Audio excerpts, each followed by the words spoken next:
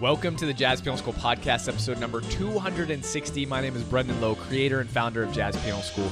This is actually going to be taken from a live stream I did the other day, and I got so much great feedback on it that I decided to turn it into a podcast. So inside this podcast, you're going to learn the 3 essential steps that you need to build an amazingly solid solo piano foundation. I also go over the 2 critical categories you need to know about and be aware of when approaching all solo piano tunes so that you can play them optimally and with a lot of confidence and know exactly how to approach them when you go to start playing them in a solo piano format. If you haven't done so, go to jazzpianoschool.com to check out all of the free education that we have. There's so much. It can help everyone progress so far in jazz piano. And obviously, we do have a membership as well if you're looking to take that next step with us. And we have individual courses for purchase as well. So without further ado, let's dive right in. Here we go. Welcome. My name is Brendan Lowe, creator and founder of Jazz Piano School. I'm super excited to be giving you guys this free, in-depth look at solo piano. And for all there's going to be members and non-members on here. And so essentially, I'm going to be moving around. This is, again, an upgraded software. For non-members, or for members too, I'm going to just do something real quick.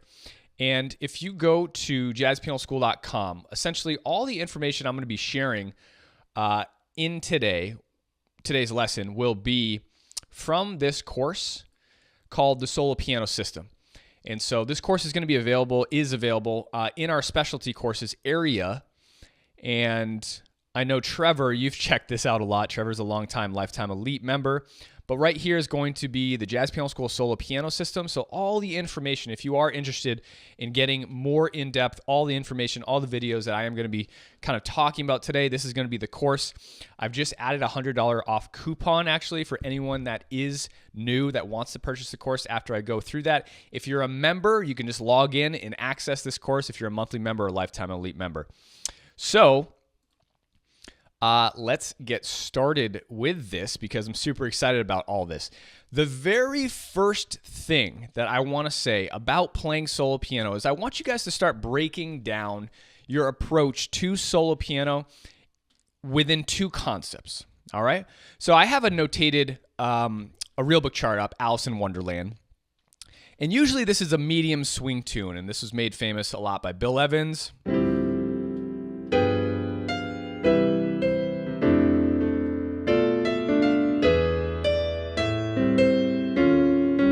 Right, so on and so forth. So the first concept I want you to think about is tempo, right? Is tempo. Now, tempo is different than style. Tempo is going to be different than style, right?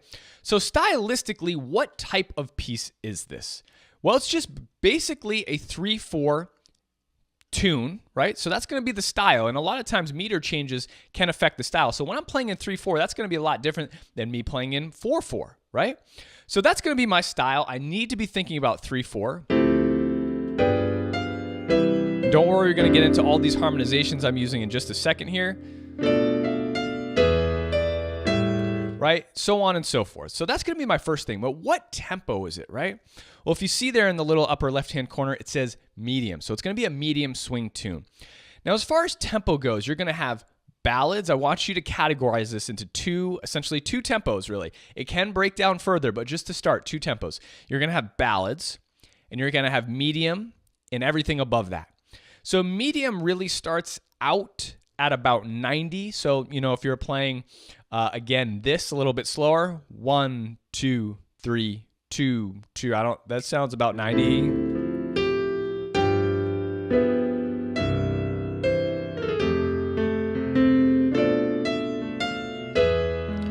Right now, if I were to play that a little bit slower, it may turn into a ballad at that point. 1, 2, 3. That's more ballad style, right? 1, 2. It's more ballad style. So the first thing is going to be, okay, am I playing a ballad or am I playing a medium tune? Now, again, fast tunes, the reason I'm breaking this down for you is that because the 2 approaches there, if you play a medium swing tune, the system that you're going to use to play medium and all fast tunes is going to be the same. It's not going to change that much. But the difference between ballads and cocktail, styles that a lot of students want to learn and they request from me is drastic, right? Is very drastic between the two tempos. So if I go to another, let's check out another tune here. And now this doesn't align properly because I'm scrolling through the real book here, which is too bad, but that's all right. Oops, I was trying to go the other way. If we go to, All of You, again, this can be played in different ways. So, if you were to play this as a ballad, your approach is going to be a lot different. Whoops, sorry.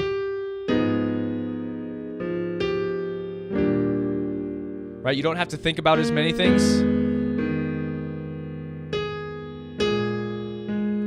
So your ballad style is going to be a lot different than your medium swing style. So let's get into these a little bit, all right? So when you go, let's tackle medium swing first because that's going to be a lot of what you play. Obviously, cocktail and ballad style will be a completely different style. But for medium swing, if you read the description in the lesson that I'm giving you today, the 3-step system or practice workout that you should be working on is going to be as follows. If you're a beginner and you go to start playing all the things you are, the first step is going to be play the melody in your right hand. Left hand's going to be playing chords. Now, for a lot of you on here, that's going to be a little bit too easy.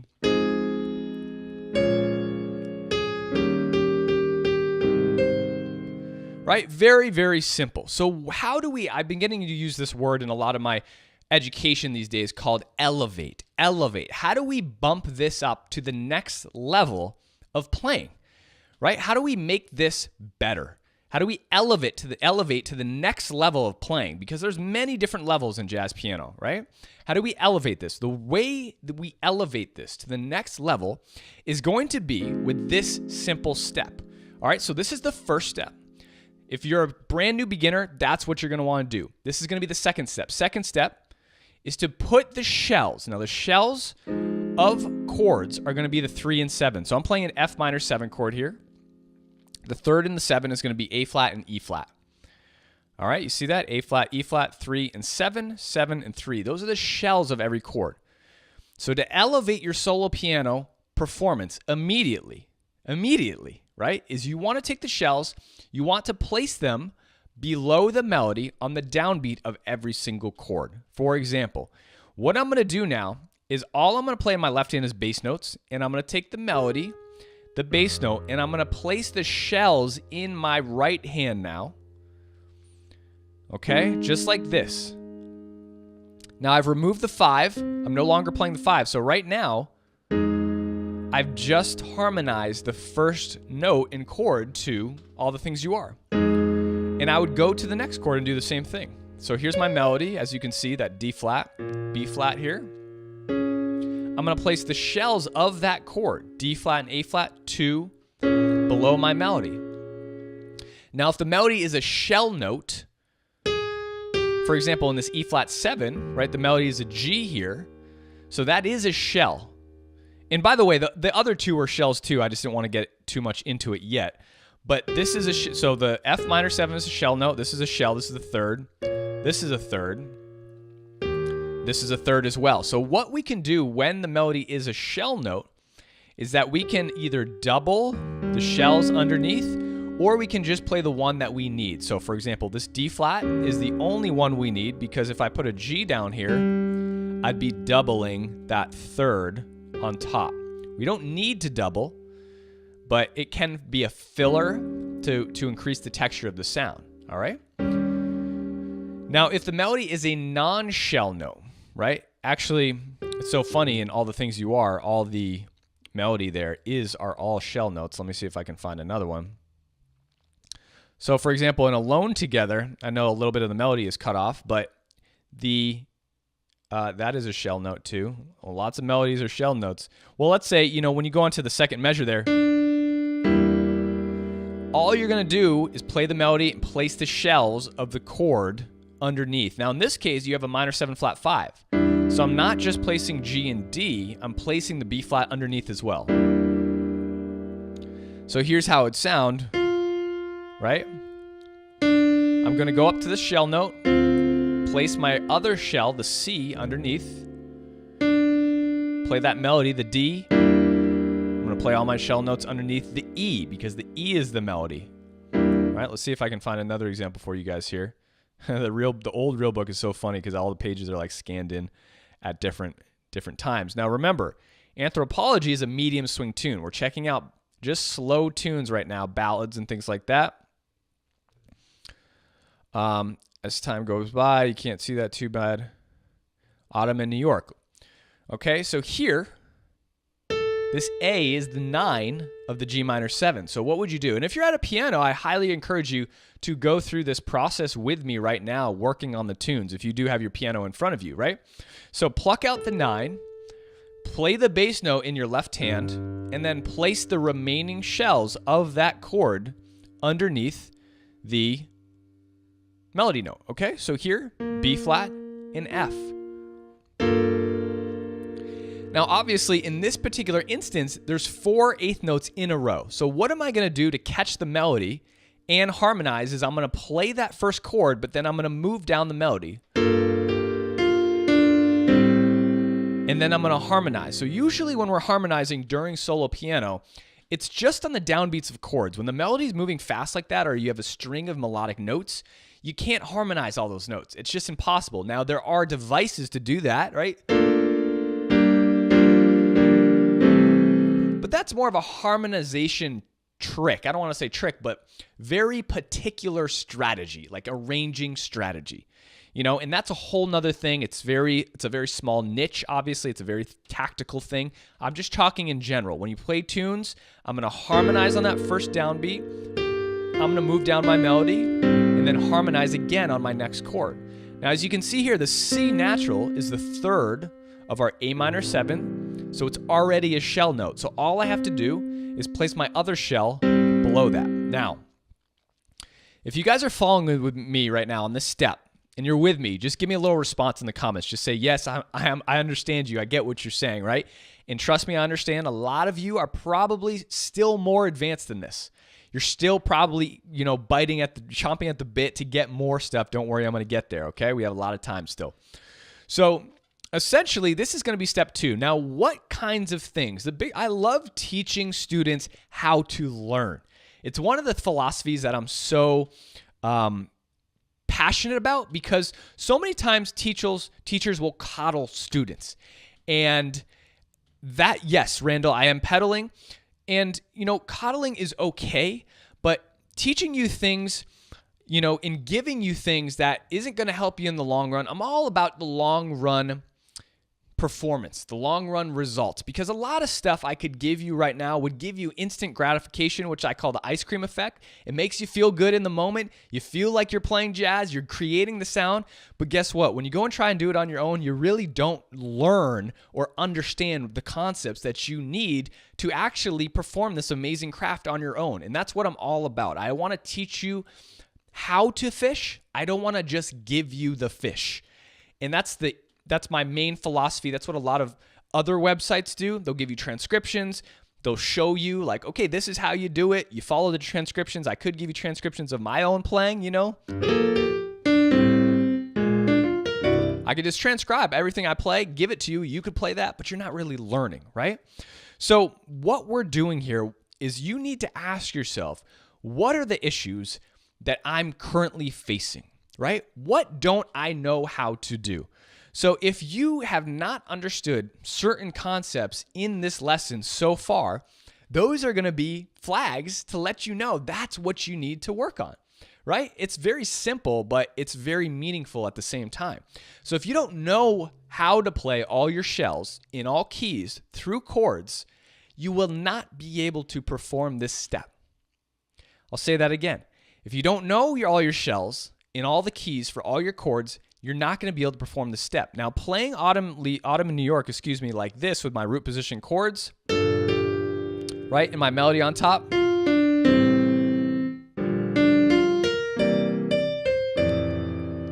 That's a huge difference than me going like this, right?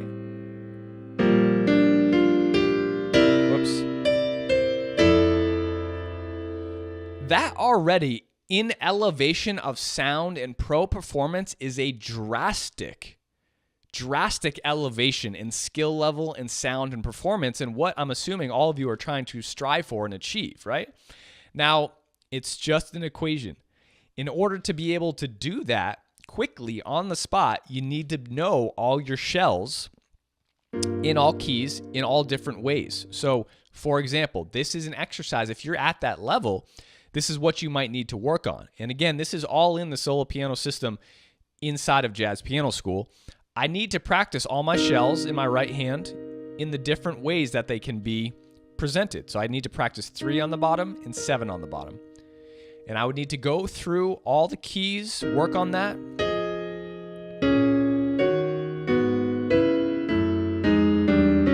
It shouldn't bother me whatsoever to be able to do that. It should be like riding a bike. Now, those are all minor chords, right?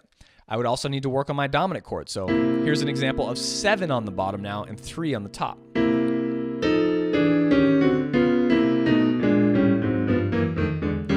That should be like riding a bike, right? Now here's the example of B on the bottom, E on the top, right? This is a major 7. Let's do the 3rd on the bottom, actually. And again, there's lots of different ways to go about practicing these, and I go through a lot of different systems. I don't want to do it now, but circle of fourths is a great exercise.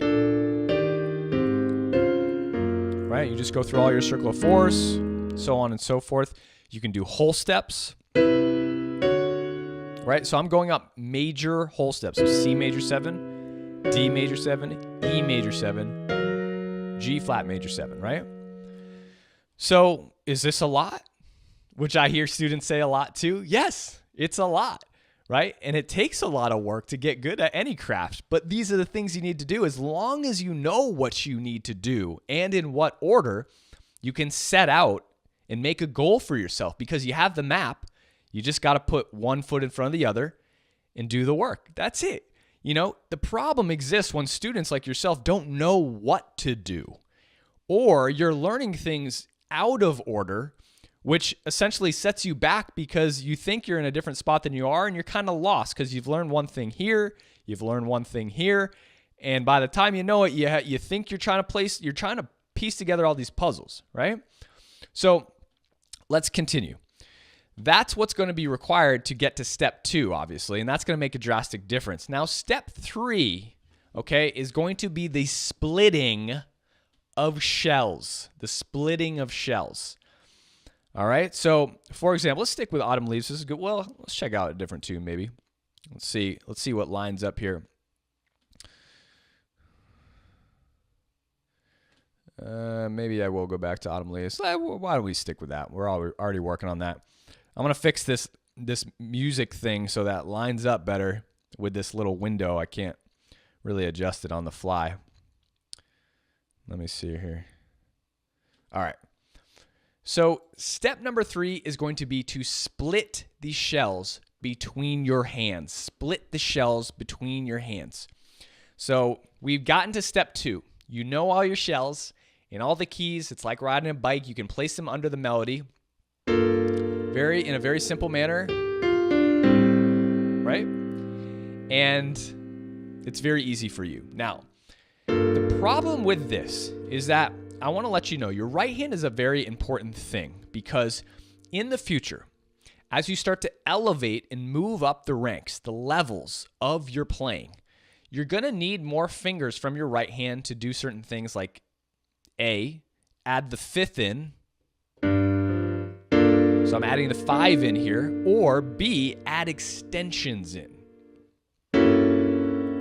Something like this, or let's that was not the same chord, but like let's say I want to add the 11 and the 9, or excuse me, the 9's on top, like this. So now I have the 3, 11, 13, 7, 9. I'm using all of my fingers right now, and that's taking up a lot of bandwidth. But lucky for us, we have 2 hands, right? So our left hand can help out. It can help out with the extensions. It can help out with the 5ths. We can transfer some of these to our left hand. That's why it's so important to start here with this shell splitting step, because already off the bat, we're giving our left hand a shell, right? So instead of our right hand playing both shells, our left hand's going to take one of the shells, and that frees up 3 of my fingers now to design the sound I want out of that chord. It gives me more options. It helps me out, right?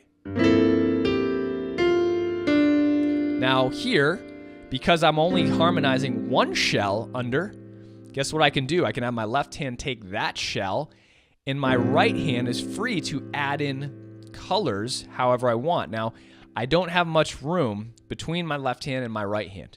That's going to be your sweet spot. Anytime you're arranging solo piano tunes between your hands, you want to arrange between the melody on top and the left hand bass note on the bottom. I'll say that again because it's really important. Anytime you're playing solo piano, your arrangements, and what I mean by arrangements is like all the filler notes in between, the shells, the fifths, the doubled chord tones, we haven't gotten there yet, the extensions, that's all going to fall in between 2 points on the piano. The melody, here's the melody in that first chord, and the bass note is your G. Now, again, Trevor might know this because he's gone through a lot of the solo piano system already. You can pick other bass notes to give yourself more room, right? Which is where it starts to get really fun, because here on this A minor 7, here's my melody, here's my bass note. The first step I need to do, remember, is always to get the shells in there. You always need the bass note, the shells, and the melody. I'll say that again.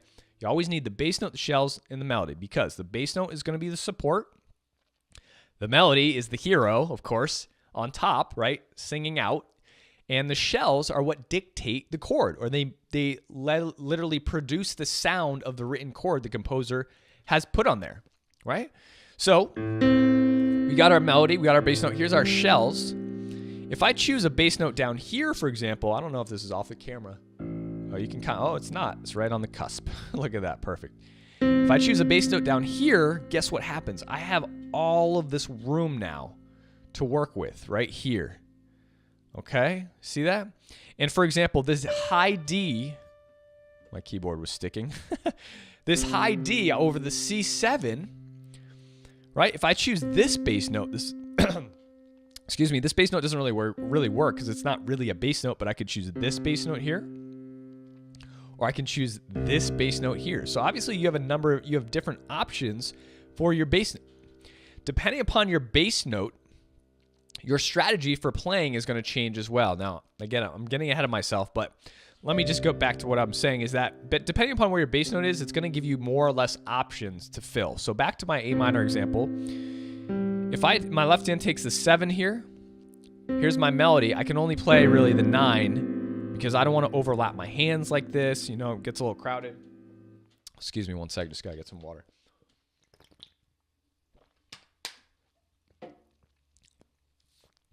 So if I chose a bass note down here, now my left hand could take this C, my right hand could play this G, but I have more options here for filling. Like I could play the E here, I could play the 9, I could play the 13. It's getting a little muddy, but you get the point. All right. Anyway, so back to step 3. We need to split our shells. So here was our original. Now what's going to happen is my left hand is going to take one of the shells. This is a possibility. Now, as you can see here, I'm creating different options from the switching of the shells. I can play 1 and 7. A lot of you may not be able to reach this. That's okay. You can pedal it, or you can play it if you can. I can't reach black to white, so I do this. Keith Jarrett would do this all the time too. It's completely okay. Just a little jump, right? Now you may be thinking, Brendan, why don't you just play that B flat with your right hand? Well, I can, but remember the first point I made. Anytime my right hand is occupied by doing something my left hand can do, it's removing options off the table for me to add chord tones for texture or to add other colors, extensions, right, that create jazz colors. So if my right hand is taking this, it's putting my right hand in a position where I can't use my thumb anymore because it's taken up, and my right hand is already kind of anchored to this position here. Whereas if my left hand plays it, my right hand can do anything. I could do this. I could do this. I could do this. I could do this. So many different options. And the options increase if I'm playing over a dominant chord because there's more extensions. right? So for example, over this C7 chord, my melody here is the D. If my left hand takes both of the shells here, like this or this, it gives my right hand free rein. I have 4 fingers available to play essentially anything I want, right? I could do this. I could even come down here, do something like that. I could add the sharp 9 in too. A lot of amazing things happening, right? But again, I'm still kind of getting too ahead of myself. So splitting the shells. Here we go. My right hand's going to take a shell. My left hand's going to take shells. Here's how the sound would elevate from step 2, level 2, whatever you want to call it, into level 3. Okay, I'm all about systematic elevation of sound, systematic curriculum learning to increase your playing with a strategy, right? So you understand the different levels of sound you're going to get from each bump up in knowledge, in understanding, right? Because that way, then you have complete control over everything. Now again, here, my left hand's going to take that shell. So I have 1 and 7 here, and all I'm doing in my right hand is playing the third. Now here, 1 and 6 is going to be that B flat 6 chord. 1 and 7, 3 melody. Now here, right, this is a great example that's going to move me into some more advanced arranging, okay? You see the split between this? So again, remember what I said before, my point from the melody to the bass note is the room we have to work within to harmonize on the chords. Most of the time, about 95% of the time, you're always looking to harmonize. And when I say harmonize, I mean add more notes when the chord happens. So like as you can see in the notation, on every single chord, I'm looking to bring out the chord. I'm looking to harmonize it so that you hear the essence of the chord with the melody. Now the melody is going to move by. You don't need to harmonize the chord on every single melody note, just when the chord happens, right? Harmony, harmony, harmony, harmony, harmony. Now let's talk about some arranging principles and options now. So this is essentially going to be step 3. I'm sure you get what I'm working at. So let me recap real fast before I move into the arranging part of this. Step 1, for all the beginners out there, obviously you need to learn your 7th chords, root position 7th chords. This is how a beginner would play it.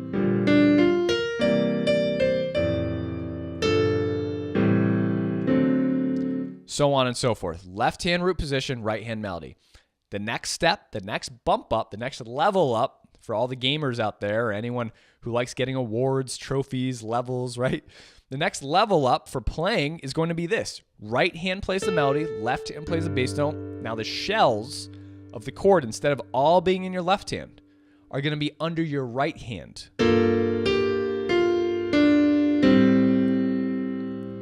Right? So right hand shells here, the 3 and the 6. Or I could do this and then just double the melody. Sorry.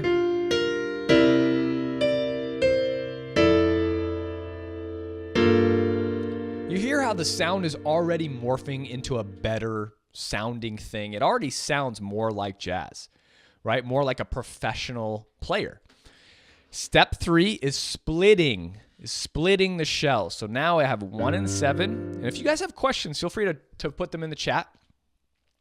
And let me know, because I'm gonna revisit any questions. Like if you have any questions come up during this, just throw them in there. I promise you I'll get back to them. I have a full chat. I can scroll back and see what you guys are asking, okay? Step 3 is going to be a splitting. Right, so 1 and 6, 3 here. The melody is the 3rd, so I don't really need to worry about that. Now here, again, I'll talk about this in a second.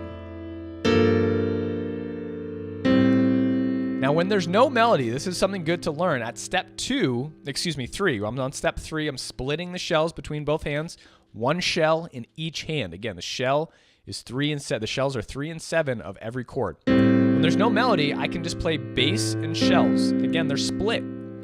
My A minor 7, they're split between two hands, right? 1 and 7. Thumb has the, I just answered a question to myself that I was going to ask you guys. Sorry to divert. I wanted to know if you wanted to see both pianos in the new software I have at the same time.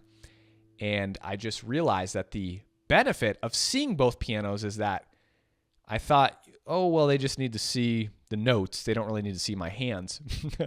But now as I'm teaching, I'm like, oh, you do need to see my hands, because the splitting motion, you need to see what my right hand is taking and what my left hand's taking, and you can't really see that just based on the MIDI keyboard. I don't know if you know, but I aligned the MIDI keyboard with the overhead keyboard now too, which makes me feel good because it's right over top now on your screen. A lot of people have been asking for that. Anyway, it makes me happy that I'm able to deliver that. Anyway, so here we go. Splitting of the shells. When there's no melody, all you need to do is split the shells. So here's my A7, D7, okay? This is step number 3, right? So what starts to happen here is how, again, we always want to be asking ourselves, how do we elevate our sound? So let's say you're at this step and you've conquered this. You've conquered this step. You've mastered this step. You can play through all tunes. You can scroll through the real book here and find standards, Autumn Leaves. I know it's not lined up, but you could play through Autumn Leaves and split the shells, right? And you don't have to think about it. Or you can go to any tune and you can just split up the shells, and you're very confident at doing that, right? Now, just one thing to point out too, a lot of people will jump over these steps and start learning full transcriptions of people's playing. And again, it's not really going to help you because you can't play these steps. Like when you open up to a new tune, you're going to have no idea what to do. It's obviously fun to play transcriptions, but at some point, well, this is just me, and this is what I'm here for. This is my philosophy. If this is not for you, that's completely okay. But at some point, I want to be able to do things on my own. And that was one of the major issues I had for so long with my teachers, that he would show me things and I would copy what he was playing. But when I opened up to a new tune, I had no idea what to do. Sure, I could play the heck out of the tunes that we were working on because I was copying what he was playing, but I couldn't do any of those things that he had showed me over those tunes that I learned over any other tunes, because all I was doing was copying and not learning the concepts, right?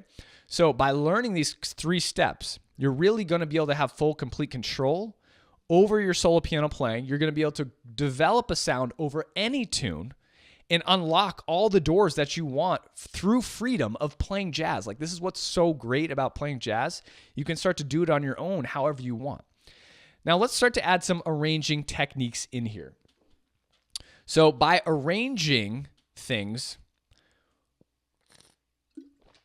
I'm going to do this quick because remember, we're still in the ballad stages. Remember when at the very beginning of the lesson, if you just popped on, at the very beginning, the ballad stages, I'm getting a spam call. The ballad stages is one group of approach, and the medium swing is another method.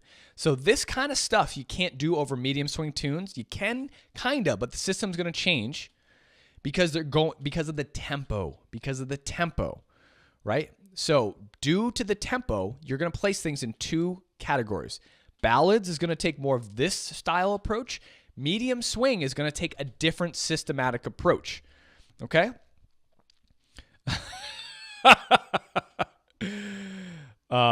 Sorry. Ray says the keyboards are not aligned. It's offset by a whole note. Yes. Ray, this is true. It's a lot better than it was before because it was offset by an octave. So bear with me. Here we go. All right. There we go. So continuing on. Ballads in medium swing tempo. So once you've kind of gotten these 3 steps down, again, this is what I wrote in the description, the 3 most important steps you can start to work on to drastically improve your jazz piano. And it's absolutely 100% true. If you work on these 3 steps, it's going to change your solo piano playing forever, guaranteed. There's a lot of things you need to be able to do. It needs to be able to happen flawlessly, with ease, like riding a bike, but When you get there, you're going to be free, okay? So back to this F major 7 chord in Autumn in New York. You have options now to arrange and create arrangements however you want, which is the best thing about jazz. You get to choose. When you're reading a transcription or copying someone else's thing, you don't, I'm going the wrong way, Brendan. You don't get to choose, right? All you're doing is playing their version, but I've always wanted to express my own feelings on the piano. The beauty of jazz is that you get to express your inner voice, your inner soul through jazz. And I want to teach people how to do that because it rewards people. It's more fulfilling that way. You get to express your voice, your soul, and we don't need more of other people. I want to hear what you have to say through music. I don't want you to just be playing what I'm playing or other people are playing. I want you to be able to play what you want to play, right?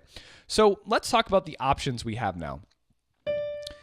If I play this D on top of an F here, I have different options. The first types of options that you're going to start to deal with is by moving your bass note around. We can't move the melody around because it's the melody, right? So I can play a bass note here and listen as I do this to how it changes the quality of the arrangement, the sound.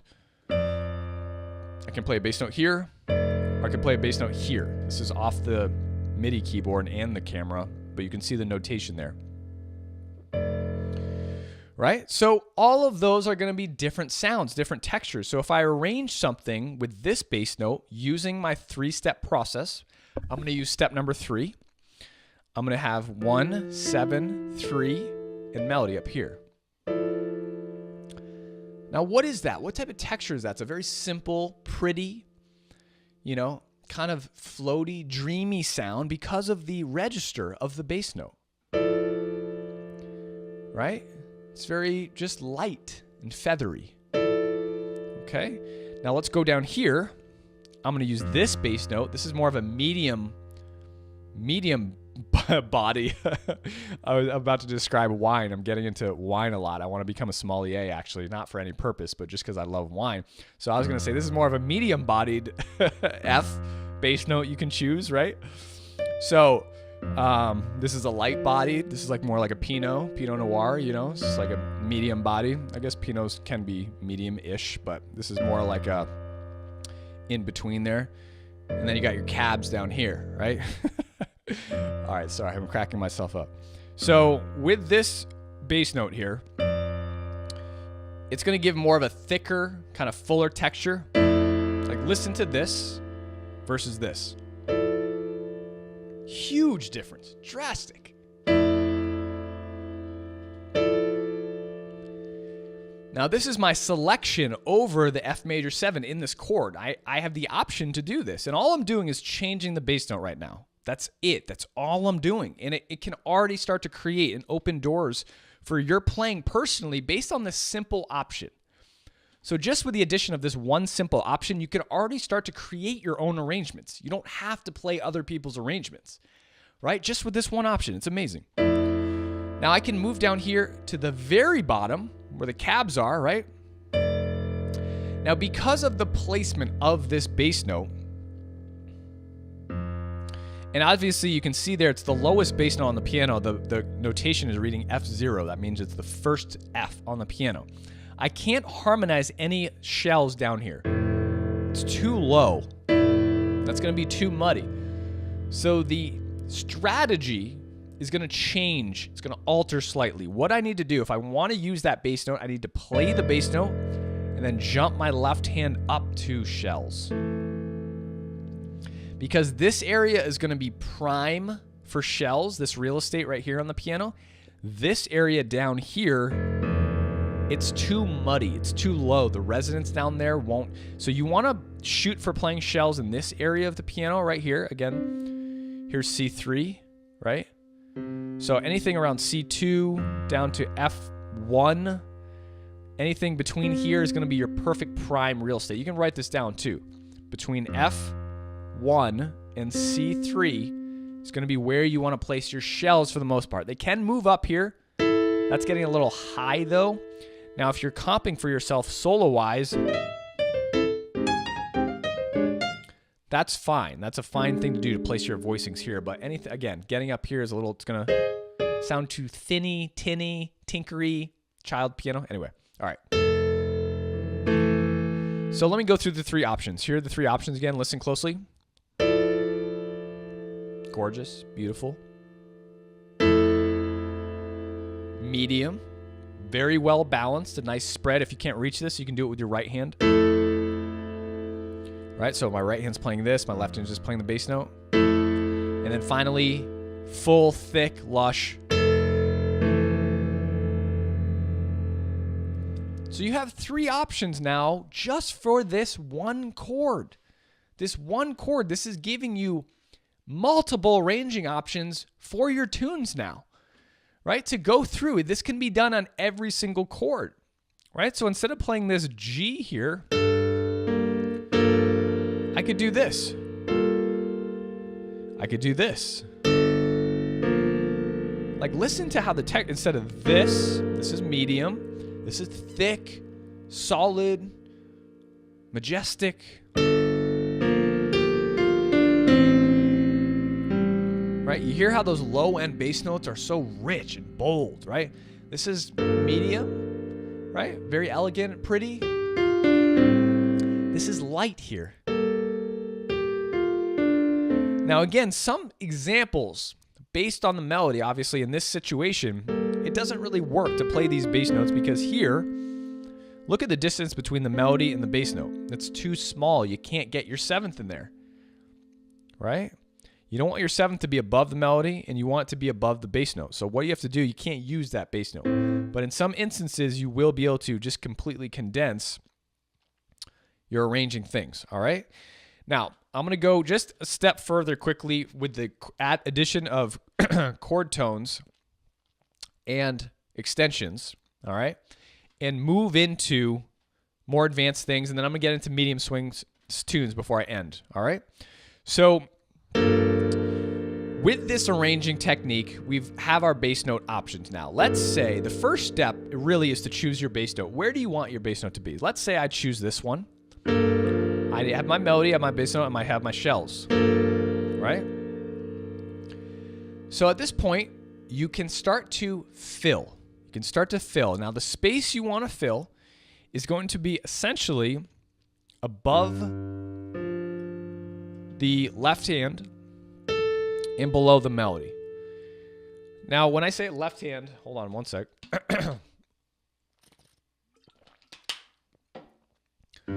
Above the left hand here, right, with my 3rd. So I don't want to start to fill things really below my 7th. Down here, it's going to be anything above the 7th and below my melody. So I'm going to start to double chord tones first. That's the first, it's step A. In filling, this is the filling process. Step A, do I want to add chord tones? Ask yourself this. I can add the 5 in now. That's a very well-balanced note to hold the chord and create some nice resonance, right? I can also double 7th here if I want. That sounds great too. And check it out. When I add in the 5 and I add in the 7 with the melody on top, look at what this creates. For all the more intermediate to advanced players, it creates a rootless voicing. And I'm using a 7, 1, and 7 on the bottom. It's a gorgeous sound there, right? So you absolutely can double the 7th and use a full rootless voicing with the 1 and 7 on the bottom. Now let's check out some other things. Let's say this is going to be the first step. Actually, I'll just keep going with this. Now, do I want to double anything? Again, I don't have much room to double because remember, you want to double at least above the 7th. So your left hand's usually going to be playing only 2 notes, the bass note and a shell. Now there are discrepancies to that and variations. I don't want to get into those right now, but for what we're learning, your left hand's only going to be playing 2 notes. Bass note in 7 or bass note in 3rd. A 10th apart or a 3rd apart. Now sometimes your 3rd is going to be up here like this. Or here. Right? C7. 1, 3, 7, and melody, wherever the melody is. And then I'd fill in between that. Right? Okay? So your left hand's going to be literally playing 2 notes, 1 and 7, 1 and 3, or 1 and 3 a 10th apart. It's just 2 notes for now. Now here, the space I have between the melody and this G is not much. I only have 2 notes, right? So that's not really going to work here. Now here, I could play the root in here. I could add the 9. I'm not getting into that. Sorry. I'm just getting into chord tones. I could add the root. That's okay. It's okay to add the root in there. Like everyone wants to teach rootless stuff. That's okay. It's a great texture. It fills it up, right? Now here, check this out. This is a great place to start to add in some more chord tones. I can add in the 5 here, the 7. I could even add in the 1 here and 3 here. Maybe the 5 here. Doesn't sound that great, so I'm not going to do that. That wouldn't be my option, but it is a possibility. So, variation A of filling the space after step 3. You could argue this is step 4, but I don't want to start to get into that too much. But after step 3, which is splitting of the shells and the melody on top, you're going to ask yourself, how can I fill the space or harmonize a little bit more? A is going to be, can I add more chord tones? Do I want to add more chord tones? What it's going to do is thicken up the sound. So instead of this, you have this. Now what sounds better to you? This or this? It's not a trick question. I don't know. Sometimes when I play, I won't fill it out. I'll leave it at that because that's a simple, beautiful sound. It's okay to play that. It's a thin, light sound. If I want more of a thicker texture, yes, I'm going to add more chord tones and fill those in. That's the process and the gift that we're given by playing jazz. It's up to us to do whatever we want, which is a great thing. Variation B, we've just gone over A, is going to be addition of extensions. Now, extensions are just colors. They're just colors. Now, I view chord tones more as primary colors, right? So primary colors are like dominantly based colors. Now, when you mix those colors together, you get other colors, like in painting, right? The chord tones are going to be your primary colors, meaning those are the most dominant colors in the chord. They bring out the chord a lot, but sometimes you want these inflections, right? These little splashes of other jazz colors, obviously. So I can do this. This sounds a lot different than this. I could do this. I could do this. I could do this. I could do this. So what I'm getting at here is that we can start to add in these extensions to fill in, right? So this, here we are at step 3. Now we're elevating to the next level of sound, professional jazz piano sound, by adding in extensions. So let's say, and again, with each one of these steps comes a challenge for you, comes a practice, a skill set you need to work on in order to be able to execute these steps. You can't just kind of muddle through the tunes and just kind of guess. It's all executed in an orderly fashion that allows you to accomplish these things in jazz piano, right? Certain things need to be worked on and improved upon in order to be able to do this on the fly, right?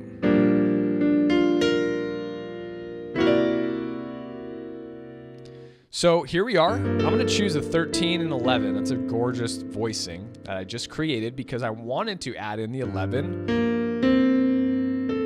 Here's the 11 added, and here's the 13 added.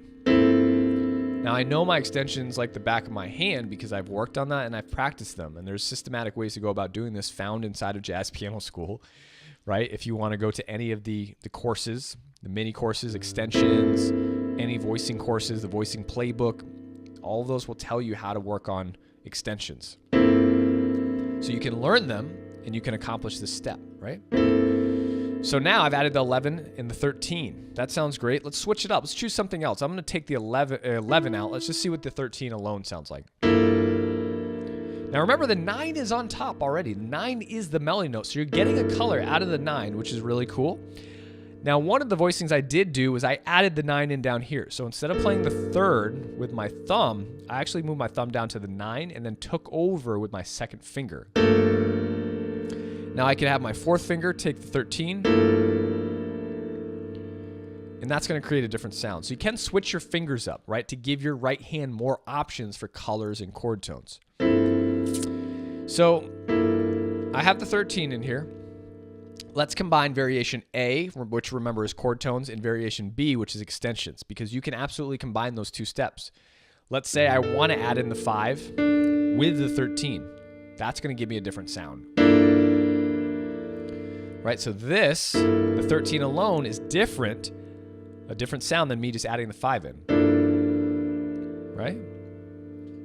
Just like that. I could add in the 11 and the 7. That's a cool sound. So I've doubled the 7 here with the bottom, right? And I have the 11 here. See that? All right. So ballads are going to take this approach. Anytime you're going to play ballads, not medium swing and up, medium swing and down, this is how you start to arrange your ballads, right? Now, obviously, there's melody is going to hold the tempo for the most part.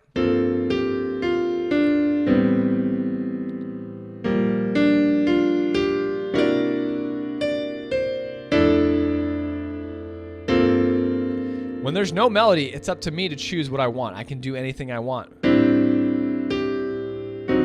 But at the core of what I'm playing is always bass note, shell, and then I'm choosing chord tones to double chord tones or to add extensions. Right, so here, if I take out all the doubled chord tones and extensions, I have this. Remember, when there's no melody, you're just playing bass note, shells, and then you can add in around that what you want. I could do this, 9, 11, 5, shell. Back to step 3, it's just this. You see how you start to work at the different steps and it elevates your sound. Moving into this. Step 3 alone would just be this. 1, 3, 7. I've added in the flat 13, flat 9, doubled the third. Right?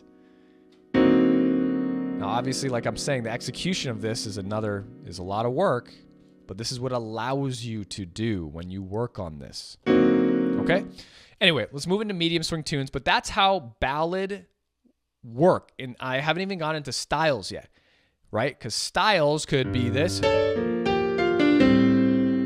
You know, playing octaves, stride, stuff like that, walking bass. Sorry.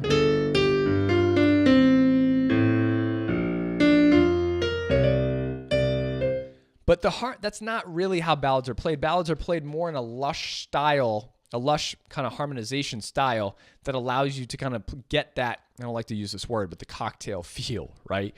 What you hear in bars, lounges, weddings, cocktail hours, stuff like that is the harmonizations. People call this cocktail playing for some reason because it's mainly heard, but this is how I play my ballads. Like, I feel like saying it's cocktail stuff is kind of downplaying the essence of what it is, but at its core, it's not cocktail playing. This is ballad playing. This is jazz ballad playing. Right? This is how I would play ballads in my cocktail gigs, right? But I don't call it cocktail playing. Anyway, that's my own soapbox. So, medium swing tunes. I'm going to go through this quickly. I might do a part 2 for this, but essentially with medium swing tunes, the difference is going to be that things are faster. Things are faster. So what happens with that is that you need to start to grasp the elements I've been teaching you. And remember, even with a medium swing tune, we need the melody, we need the bass note, and we need the shells. So I won't be able to pull up the music now, but maybe I can. Let me see if it originates.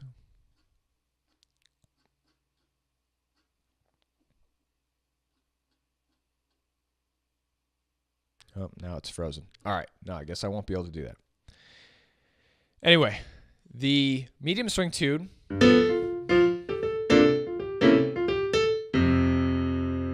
right, is going to be faster. Okay? Don't worry about the music right now. That's a great tune. Confirmation, right?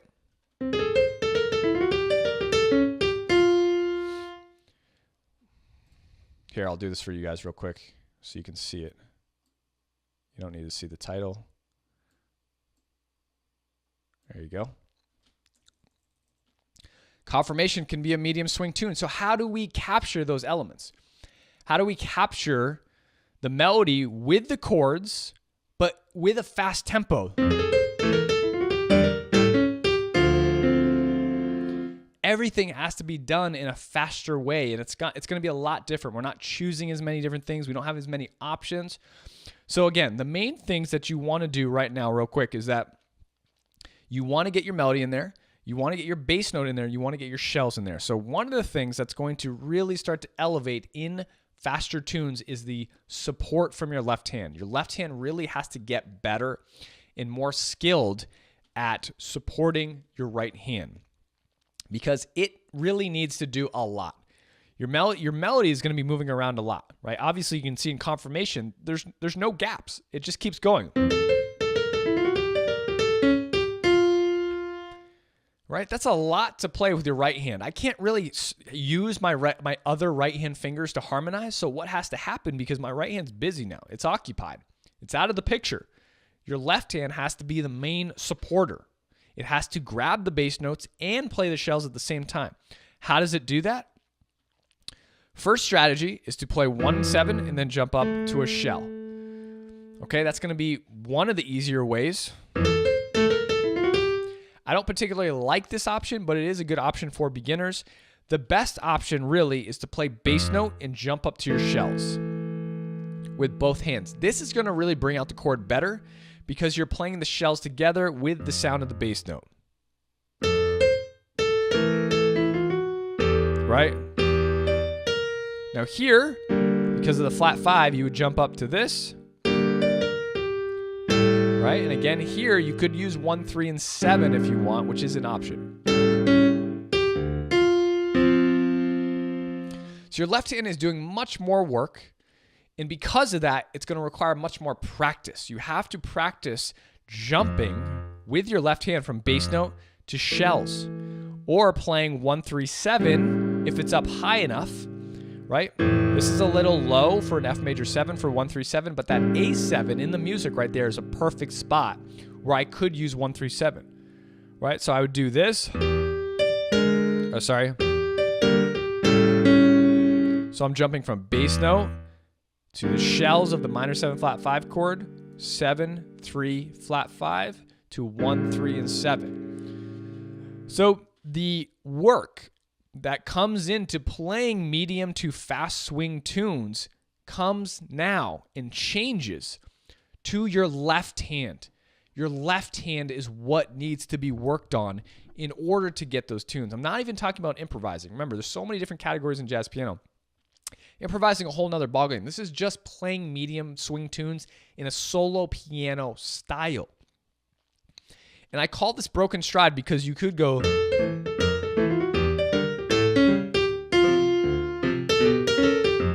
Right? That's obviously more traddy. That is a style, but what I'm teaching right now is more of a modern style jazz. You might hear Bill use, Keith, Chick, stuff like that, where it's more broken up. Right? It's more a broken style. So your left hand has to be worked on. It has to be able to jump from bass note to shells, or if you're in the correct area, play 1, 3, and 7. Your right hand barely has any time to help out. When it does help out, it's going to be in spaces. So if you look at the space in the D minor 7, there's not melody happening, right? So at the D minor, your right hand gets to rest for a second. That's an opportunity for your right hand to actually start to maybe comp a little bit. So, right?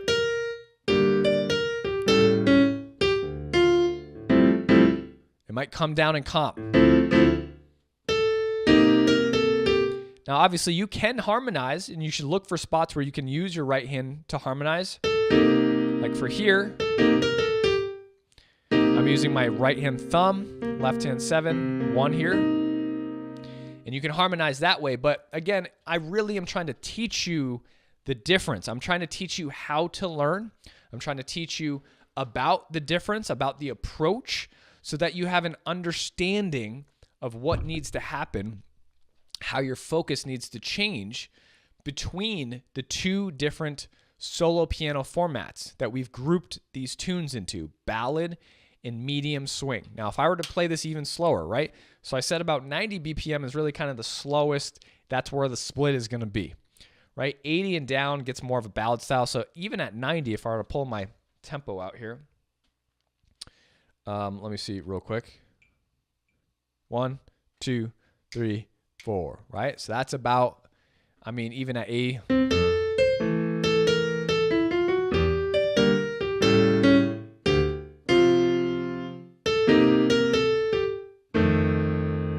Now, one of the other options your left hand has is 1, 7, and 3. I use this a lot, or again, jumping from bass note to shells, right? So I call these left hand solo piano components because they're the different options that your left hand has to support your right hand in medium swing and fast swing tunes. Because again, your right hand's playing the melody. A lot of times it can't help out your right hand. Your left hand has to do everything. So what I'm doing here is capturing the bass note to shells. Again, if you can't do that, bass note to shells. Right? It can just jump. It can just jump. But as long as you understand it, even if you don't know how to do that, that's okay. I just want you to leave here knowing, okay, with ballads, it's more of a combination of my right hand and left hand working together to create sounds and lush harmonies and arrangements, right? And with medium swing to fast swing, the stylistic difference, what starts to happen is that your left hand is doing more of the work. Your right hand mainly playing the melody while your left hand's doing all the work, essentially, with these specific left hand components that I'm talking about right now. Bass note. And again, bass note alone is a style. You can use bass note alone, right? That's just walking bass.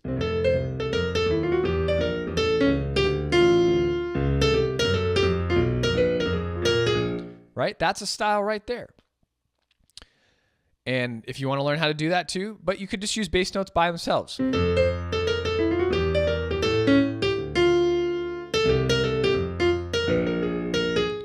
Right? That could work as well for medium swing tunes. If you get your bass note and your left hand's up to speed, where you can just play bass note, you could play a whole gig that way, right? Or for yourself, okay?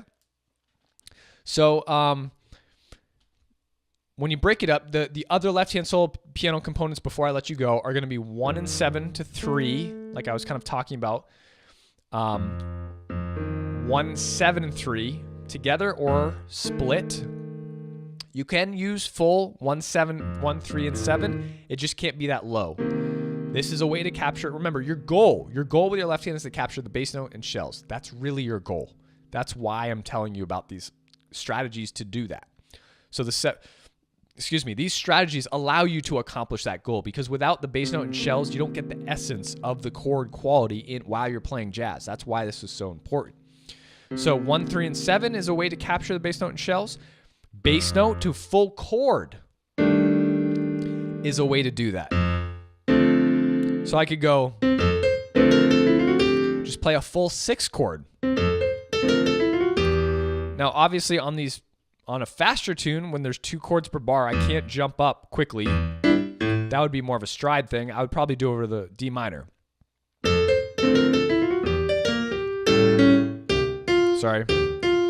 So I would jump up from the D to here. And again, this is not an easy tune by any means. Like, you know what I mean? So if you're trying to do this, it's very difficult. These processes that I'm explaining and teaching are not easy.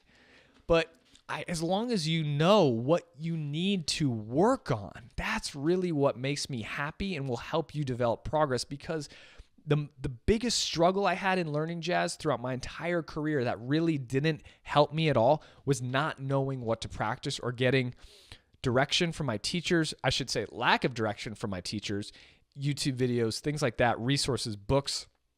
I didn't know where to go. I didn't know what components I needed. I didn't know what steps I needed to go to next. I didn't know what to practice. I didn't know what the challenges should be to bring me to the next level. It was all a guessing game, right? So as long as you know what you need to work on, that's going to be better. And at least you can sit on the couch or, go and play something and mess around and be like, yeah, I'm not playing right because I'm not working on the stuff that I need to be working on. Like, that's a much better place to be, in my opinion, than sitting at the piano flabbergasted and frustrated because you literally don't know what you don't know, meaning you don't know why you're not getting better. That's a terrible feeling. That's like being lost in the woods and just not knowing how to get out. No one wants that in life. I want you to leave here, and hopefully you have, I'm wrapping this up here, that you can know the steps that you need to take. And that's what Jazz Piano School is all about. If there's any non-members on here, you can go to jazzpianoschool.com and sign up for a membership. And this is what you're going to get inside of Jazz Piano School. I'm constantly working to improve it too. And you're going to get structure. You're going to get system. You're going to get step-by-step guidance.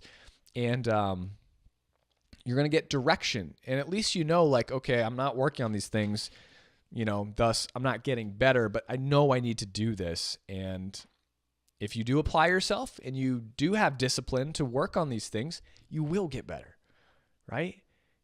And you will make progress. You will start to see the results that you're looking for, and you will, again, succeed with being able to freely play how you want. But unfortunately, with anything in life, it does require lots of discipline, lots of patience, lots of work in tedious ways to get better at these different things. Otherwise, it's just a smorgasbord of like playing things, but like not playing tunes, but getting some self-satisfaction and all these weird stuff where you think you're getting better, but you're not. And you're like, am I? You're questioning it. It's a whole rabbit hole.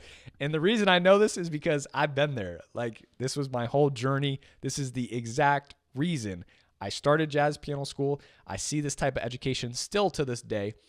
And I don't agree with it. Some things I do, some things I don't. But this is what drives me to run Jazz Piano School and continuously educate all of you that are showing up on here to listen to me, educate you, to teach you. So again, everyone, if you are not a member, you can go to jazzpianoschool.com. You can purchase the solo piano course. You get $100 off the specialty course right now. We also have a big Memorial Day sale coming up. If you go to jazzpianoschool.com/Memorial Day deals, you can get on a VIP list. If you're an elite member, you have access to everything already. If you're a monthly member, you have access to everything already. So that will not matter for you. If you are on here and you have purchased certain courses one by one, during our Memorial Day sale, you will get access to discount deals on all of the courses that we have available. And obviously, if you're a monthly member or a lifetime elite member, you get access to everything. So if you're on here, you have one or two courses, you want to get all the courses, access to our full course curriculum, you can become a monthly member. Monthly members get access to absolutely everything. Lifetime elite members get absolute access to everything for the rest of their lives without having to pay a monthly fee anymore. Essentially, it's like buying Jazz Piano School and everything we release in the future. So again, if you do want to get our Memorial Day deals, go to jazzpianoschool.com/Memorial Day deals. You'll get on that VIP email list. You'll get access to all of that. And hope you guys had a great time. Thank you all so much for being here. Michelle from Korea, I just want to say a shout out to some people because I was teaching. Jean, hi Jean.